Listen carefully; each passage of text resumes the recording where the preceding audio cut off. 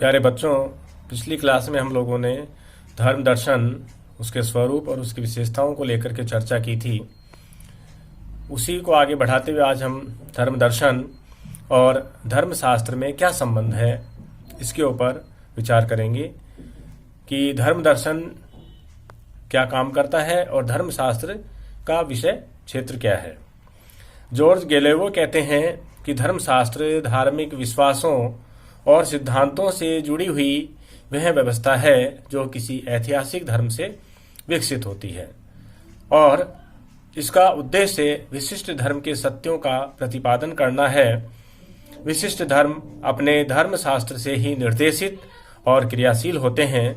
धर्मशास्त्र अपने धर्म ग्रंथ तथा श्रुति में विश्वास करता है। ठीक है ना। तो धार्मिक सिद्धांत और विश्वास से जुड़ी हुई जो व्यवस्था है वो धर्मशास्त्र है और ये किसी ऐतिहासिक धर्म से विकसित होती है और उसका उद्देश्य, धर्मशास्त्र का जो है मेन जो उद्देश्य है, किसी विशिष्ट धर्म के सिद्धांतों और उसके सत्यों का प्रतिपादन करना है और यह विशिष्ट धर्म अपने धर्मशास्त्र से ही प्रभावित और उससे क्रियाशील होते हैं। इसमें हर धर्म का अपना जो है धर्म ग्रंथ है और अपनी श्रुति में वो विश्वास करता है। तो अब हम देखेंगे कि धर्म दर्शन और धर्मशास्त्र में क्या क्या मुख्य अंतर हो सकते हैं।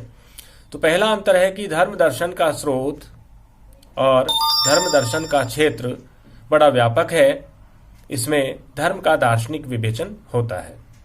वहीं धर्मशास्त्र का क्षेत्र संकीर्ण है।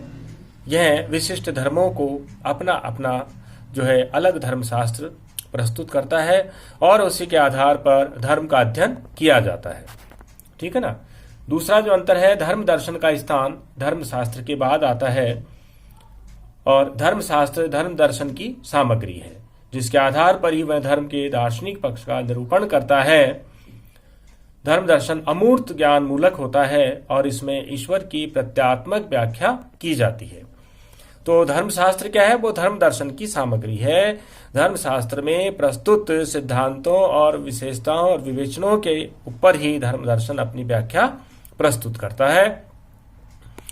दूसरा जो है अंतर, वो धर्मशास्त्र में, धर्मशास्त्र ईश्वर को वास्तविक मानते हुए इसमें आस्थावान होता है। धर्मशास्त्र क्या करता है? ईश्वर को वास्तविक मानता है और फिर उसमें आस्था प्रकट करता है। इसमें ईश्वर के प्रति जो विचार होते हैं वो सजीव होते हैं।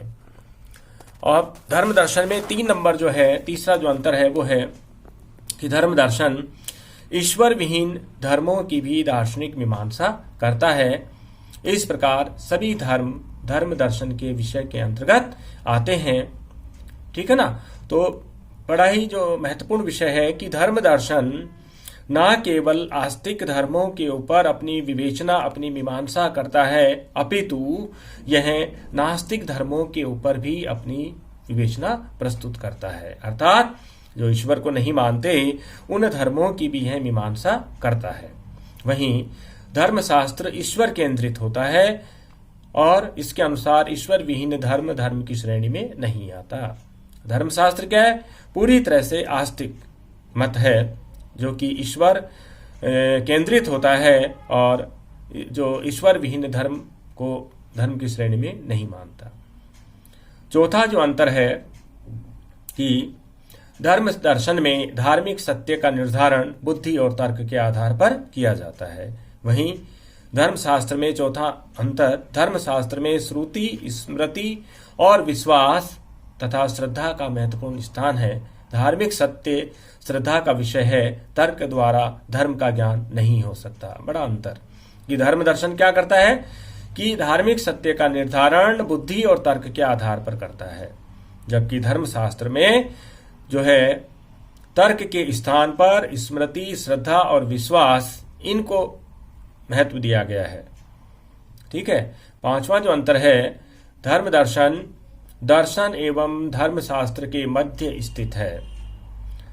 धर्म दर्शन क्या है? दर्शन और धर्मशास्त्र के मध्य है।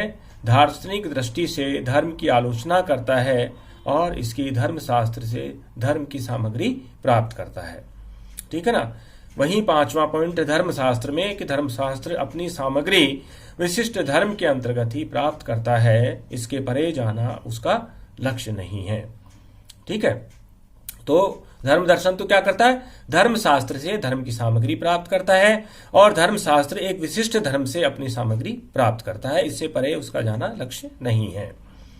छठा जो पॉइंट है धर्म दर्शन में, धर्म दर्शन वह धार्मिक अनुभवों की स्वतंत्र व्याख्या एवं आलोचना करता है। यह धर्म विशेष के अनुयायियों के लिए धर्म का विवेचन नहीं करता।